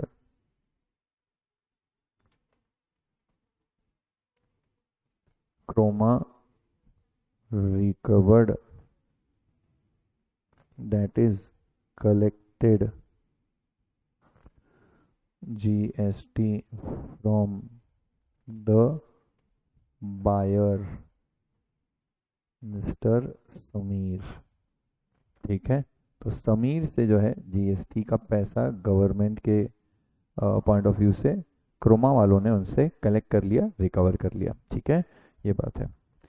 inflationary in nature, inflationary in nature, GST that is IDT के ऊपर ये इल्ज़ाम है कि ये इन्फ्लेशन को बढ़ाता है। thus indicates thus in levy of indirect tax promotes inflation। इससे कॉस्ट इंक्रीज होता है due to levy of indirect tax. बड़ा सिंपल सा बात है, आपको पता होगा यहाँ पे पहले अगर ले लेता समीर तो कितने में पड़ जाता उसको लैपटॉप, 1 लाख में, जब जीएसटी का इम्पैक्ट नहीं था। बट जीएसटी का इम्पैक्ट लगाते ही अब इनके ऊपर क्या प्राइस बन गया इसका, ठीक है, ये जीएसटी लगाते ही बन गया 1,18,000। तो ये इल्ज़ाम है कि ये बढ़ा देता है। इट प्रोमोट्स इन्फ्लेशन, जो चीज़ 1 लाख की थी अब वो बन गई 1,18,000। Wider tax base, wider tax base, tax base wide हो जाता है, मतलब जीएसटी के अंदर हर चीज़ कवर हो जाती है, हर चीज़ के ऊपर जीएसटी लगता है एज कंपेयर टू डीटी। आप देखो क्या हर कोई व्यक्ति इनकम कमा के इनकम टैक्स देता है? नहीं, बहुत से लोग हैं जो इनकम कमाते ही नहीं है। आप लोग अभी स्टूडेंट है, इनकम नहीं कमा रहे, अगर इनकम नहीं कमा रहे तो कोई इनकम टैक्स नहीं है। ऑन दी अदर हैंड बहुत से ऐसे लोग हैं जो इनकम कमाते और इनकम टैक्स देते हैं। तो we have got lot many people जो इनकम कमाते ही नहीं और उनकी इनकम पे कोई इनकम टैक्स नहीं आता, जिसमें जैसे मेरे घर पे मेरी मदर है, she is just a home maker, तो इनकम नहीं कमाती है, इनकम टैक्स नहीं है। लेकिन जीएसटी ये सबके ऊपर आता है। अगर कोई बच्चा जस्ट पैदा हुआ है, न्यू बॉर्न बेबी, तो जो भी उसके लिए कपड़े वपड़े लाए जाएंगे, वो सारे कपड़े खरीदे, खिलौने लिए, सब कुछ लिए, सब पे क्या लगेगा? GST, goods and services consume करने पे। आपके फैमिली में अगर 5 लोग हैं, कमाने वाला एक है, तो सिर्फ एक की इनकम पे इनकम टैक्स लगेगा, लेकिन पांचों के पांच जो भी कंज्यूम कर रहे गुड्स और सर्विसेज, सब गुड्स और सर्विसेज के ऊपर लगेगा जीएसटी। यही बात आपको समझनी है। It is having a wider tax base, इसके बेस में सब कोई फंस जाता है। जो न्यू बॉर्न बेबी है उसके ऊपर जो भी गुड्स और सर्विसेज कंज्यूम करता है उस पर भी जीएसटी लगता है, और जो एक ऐसा जो ओल्ड एज पर्सन है जो अभी डेथ बेड पे है, शायद वो आज रात को भगवान के पास चले जाएंगे, वो जाते जाते भी कुछ गुड्स और सर्विसेज कंज्यूम कर रहे हैं, वो कोई ब्लैंकेट ओढ़ के बैठे हैं, दवाइयाँ ले रहे हैं, डॉक्टर को चेकअप करवा रहे हैं, तो जो भी गुड्स और सर्विसेज कंज्यूम करते हैं उस पर जीएसटी लगता है। तो हर कोई के ऊपर इनडायरेक्ट टैक्स लगता है, लेकिन इनकम टैक्स कुछ छोटे लोगों, कुछ सिलेक्टेड लोगों पे ही। फॉर एग्जांपल अगर कोई ऑटो रिक्शा वाला है तो उसकी इनकम बहुत कम होती है, उस इनकम पे वो क्या ही इनकम टैक्स देगा, ठीक है। तो इस तरह से आपको समझना है कि कंपैरेटिवली ज़्यादा टैक्स का बेस किसका बड़ा है? जीएसटी का टैक्स बेस ज़्यादा बड़ा है, ठीक है।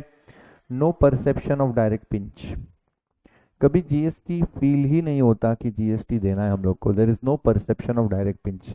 यूजुअली क्या होता है, फॉर एग्जांपल अगर आपने एक चिप्स का पैकेट खरीदा तो आपने 10 रुपए का चिप्स का पैकेट दे दिया, आपको यही नहीं, आप 10 रुपये पे किया, आपने चिप्स का पैकेट खरीद लिया, आपको यही नहीं पता कि आपने जो 10 रुपया दिया उसके अंदर आपने जीएसटी भी दिया है, ये फील ही नहीं होता। अगर आपको बैग लेना है, आपका कॉलेज चालू हो रहा है या जो भी क्लास के लिए आपको एक बैग लेना है, तो आपने एक 2,000 रुपये का, 1,500 का, 800 रुपये का कोई बैग ले लिया। अब वो जो बैग आपने लिया, वो बैग लिया है आपने, उस प्राइस के अंदर, मान लो वो 1,500 का बैग है, उस प्राइस के अंदर आपने जीएसटी भी दे दिया, आपको फील ही नहीं होता है। आप क्या परचेस करने गए थे? आप एक बैग खरीदने गए थे। कोई बच्चा है वो अपने स्कूल बुक के लिए कवर ले रहा है, कुछ पेंसिल ले रहा है, वो सब चीज़ें ले रहा है, उसके अंदर उसको पता भी नहीं उसने जीएसटी दे दिया है, ठीक है। So you don't feel the pinch of paying tax, there is no perception of direct pinch. आप जो गुड्स के लिए प्राइस देते हैं उस प्राइस के अंदर ही जीएसटी भी आपने दे दिया, you don't feel that pinch. But income tax, आपकी इनकम कमाते हैं और इनकम कमाने के बाद उस इनकम पे आपको इनकम टैक्स देना पड़ता है, जो हैवी लगता है, ठीक है। ये था पूरा पॉइंट यहाँ पे, no perception of direct pinch. Tax on goods and services, important source of revenue, ये सारे पॉइंट्स यहाँ पे कब खत्म हुए। Regressive in nature, regressive in nature, ये अभी आपको बताया कि हर कोई के लिए रेट सेम होता है।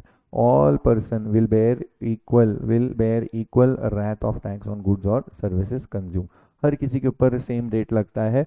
आप चाहे कितने भी गरीब हो, वही लैपटॉप ले रहे हो तो 18% लगेगा, आप बहुत अमीर हो तो भी आपको 18% ही लगेगा। तो हर कोई के लिए रेट लगेगा 18%। कोई प्रोडक्ट है जिसके ऊपर 5% लगता है, अब आप कितने भी अमीर हो तो भी 5% लगेगा, आप कितने भी गरीब हो तो भी 5% लगेगा। हर किसी के लिए रेट सेम रहता है, regressive in nature. It promotes social welfare, it promotes social welfare. ये बात एक्चुअली बड़ी झूठ सी बात है, मैं आपको बताता हूँ, ये बड़ा झूठ है। ठीक है, why is it so? Promote social welfare, इसका स्टेटमेंट पढ़ के आपको बता देता हूँ अभी। ये लोग बोलते हैं कि हम लगाते हैं high taxes on consumption of harmful goods, जिनको सिन गुड्स कहा जाता है। तो सिन गुड्स अगर कोई कंज्यूम करता है तो उसके ऊपर हम हाई टैक्सेस लगाते हैं। हाई टैक्स लगाने का रीज़न क्या है?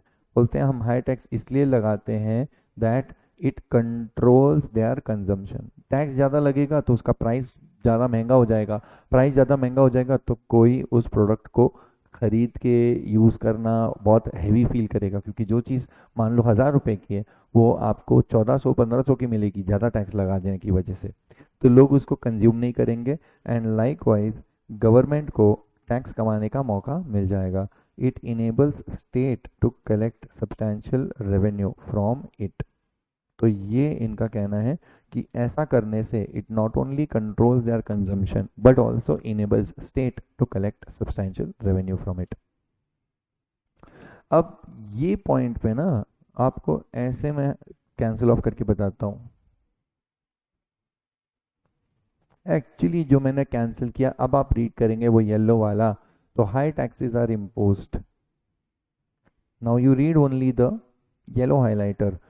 High taxes are imposed. This enables state to collect substantial revenue from it. Promote social welfare. ये intention नहीं है. The intention is to earn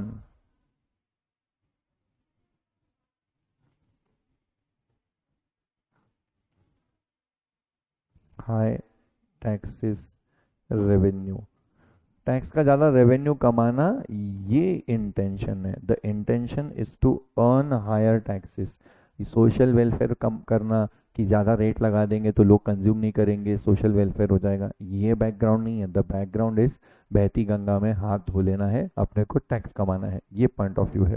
okay, तो ऐसे केसेस में आपको ये पूरी बातों का ध्यान रखना होता है। मैं अब आपको स्टेट के एक जस्ट एग्जाम्पल के बारे में बता दूं कि alcoholic liquor for human consumption, ये पूरी डिस्कशन अभी ख़त्म नहीं हो सकती because it takes time, but I am just going to give you a hint of just 5-10 minutes and then we can close off for today. So the point is, state government की बात की गई है। तो अगर आप जानते हैं alcoholic liquor for human consumption, जिसको कहा जाता है दारू, दारू पे कभी भी जीएसटी नहीं लगता। The point is, just for example बता रहा हूँ, इसकी जो वैल्यू है वो, फॉर एग्जांपल दारू की कोई बॉटल है जो 400 रुपए की है, लेकिन वही अगर आप कभी वाइन शॉप से कोई व्यक्ति खरीदने जाए तो उसको वो बॉटल मिलेगी 1000 रुपए में। The reason is why there is a gap of 600 rupees, because यहाँ पे लग जाते हैं स्टेट टैक्सेस। स्टेट अपने टैक्सेस लगाता है और वो टैक्स है और ₹600, 600 रुपये का टैक्स होता है।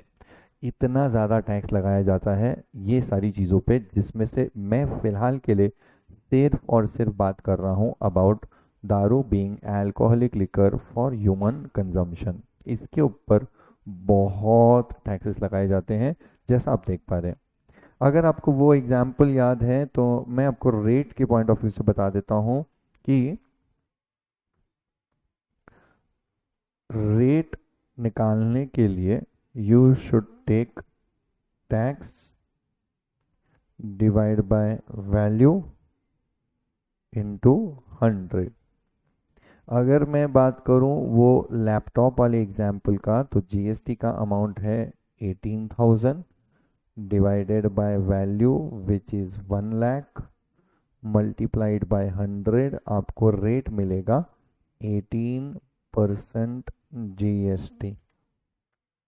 लेकिन अगर अल्कोहल वाले का बताएं हम आपको, तो यहाँ पे देखेंगे आप, टैक्स लगाया जा रहा है 600 rupees, value is 400 rupees you multiplied by 100, आपको देखने को मिलेगा 150% state taxes on alcohol, alcoholic liquor for human consumption. 150% state taxes. तो स्टेट गवर्नमेंट इतना ज़्यादा टैक्स लगाती है, मैं वापस से बता दूं, this is only state taxes, state state state taxes state government लगाती है, इतना ज़्यादा परसेंट लगाते हैं। तो अगर जीएसटी की बात करूं तो अब आपको स्क्रीन के टॉप पे प्रिंटेड में दिख रहा है सेलिएंट फीचर्स ऑफ जीएसटी, जिसका एक पॉइंट है dual GST model. Dual GST model मतलब हाफ सेंट्रल गवर्नमेंट रखेगी एंड हाफ स्टेट गवर्नमेंट रखेगी। तभी आप देखते हैं कि 18% की जो जीएसटी होती है वो कैसी लगाई जाती है, सीजीएसटी 9%, एसजीएसटी 9%। तो 9% का जो अमाउंट है वो सेंट्रल गवर्नमेंट रखेगी और 9% का जो अमाउंट है वो स्टेट गवर्नमेंट रखेगी। जीएसटी का जो थीम है वो ये है, पूरा जीएसटी कभी भी सेंट्रल गवर्नमेंट और कभी भी स्टेट नहीं रख सकती, आधा आधा होगा। अब यहाँ पे सबसे बड़ा प्रॉब्लम आता है ये कि स्टेट गवर्नमेंट दारू पे, अल्कोहलिक लिकर पे, आप देख पा रहे हैं स्क्रीन पे मैंने जूम इन किया है, पूरा पैसा कौन रखता है, स्टेट गवर्नमेंट। पूरा का पूरा 150% इज स्टेट गवर्नमेंट का टैक्सेस। जैसे ही मोदी जी ने जीएसटी के प्लान के बारे में प्रपोजल आगे रखा तो हर स्टेट पीछे हट गया, बोला मोदी जी आप अगर अल्कोहलिक लिकर को जीएसटी में लाने की बात करेंगे तो वी आर नॉट ओके, हम जीएसटी के प्रपोजल पे साइन नहीं करेंगे। आपको जो गुड्स पे लगाना है लगाइए, दारू पे, अल्कोहलिक लिकर पे जीएसटी नहीं लगेगा, बिकॉज हम अपने अपने परसेंटेज से लगाते हैं, जिसका परसेंटेज आपको दिख रहा है वो महाराष्ट्र है। महाराष्ट्र स्टेट गवर्नमेंट 150% के आसपास का टैक्स लगाता है on alcoholic liquor for human consumption. जैसे ही जीएसटी में जाएगा आधा आधा हो जाएगा, 75% सेंट्रल गवर्नमेंट के पास चला जाएगा और स्टेट गवर्नमेंट महाराष्ट्र के पास में सिर्फ 75% आएगा। तो महाराष्ट्र स्टेट गवर्नमेंट का रेवेन्यू लॉस हो जाएगा, इसीलिए महाराष्ट्र ने हाँ नहीं किया। दूसरी बात, जीएसटी के अंदर मैक्सिमम टू मैक्सिमम रेट लगाने का जो पावर है, जो एक्ट के अंदर लिखा है, वो मैक्सिमम 40% है, लेकिन 40 का भी आधा 20% government state sorry central government के पास जाएगा और 20% स्टेट के पास में आएगा। तो अगर जीएसटी दारू पे लगा दिया गया तो स्टेट गवर्नमेंट बोल रही है, महाराष्ट्र स्टेट गवर्नमेंट बोल रही है कि विदाउट जीएसटी हम हर बॉटल पे 150% का स्टेट टैक्स लगाते हैं। अगर जीएसटी लगाया तो पहली बात तो मैक्सिमम 40% लगता है, उसमें भी स्टेट गवर्नमेंट को सिर्फ 20% मिलेगा। तो talking in terms of percentages, GST में अगर अल्कोहलिक लिकर आ गया तो उस पर सिर्फ 20% स्टेट गवर्नमेंट को मिलेगा, वेरेज उसके पहले महाराष्ट्र स्टेट गवर्नमेंट को 150% मिल रहा है, मतलब जीएसटी नहीं लगा, मतलब पुराने टैक्स लगे। तो एक सिंपल सा कहानी बता करके क्लोज कर देता हूँ, that alcoholic liquor for human consumption, इस पे जीएसटी कभी भी नहीं लग सकता। ये कंडीशन पहले रखी थी सारे स्टेट गवर्नमेंट्स ने। मोदी जी अगर आप इस बात का क्लियरिटी देते हैं तो ही आगे बढ़ेंगे। मोदी जी ने कॉन्स्टिट्यूशन ऑफ इंडिया में इस बात को लिख दिया कि there will be no GST on alcoholic liquor for human consumption. कभी भी आप देखेंगे, if you come across some invoice, या कभी आप रेस्टोरेंट में गए हैं विद फैमिली और कोई अंकल ने कुछ दारू, कुछ अल्कोहल वगैरह मंगाया था, ड्रिंक, तो वो इनवॉइस आप देखेंगे अल्कोहल पे वैट, ठीक है, और पुराने वाले सारे एक्साइज ड्यूटी ये सब लगता है, जीएसटी नहीं लगता दारू पे, ठीक है। तो ये पूरा पॉइंट है, कभी जिंदगी में आगे भी नहीं हो सकता, never ever it is possible कि दारू अल्कोहलिक लिकर पे लगाया जाए जीएसटी, ठीक है।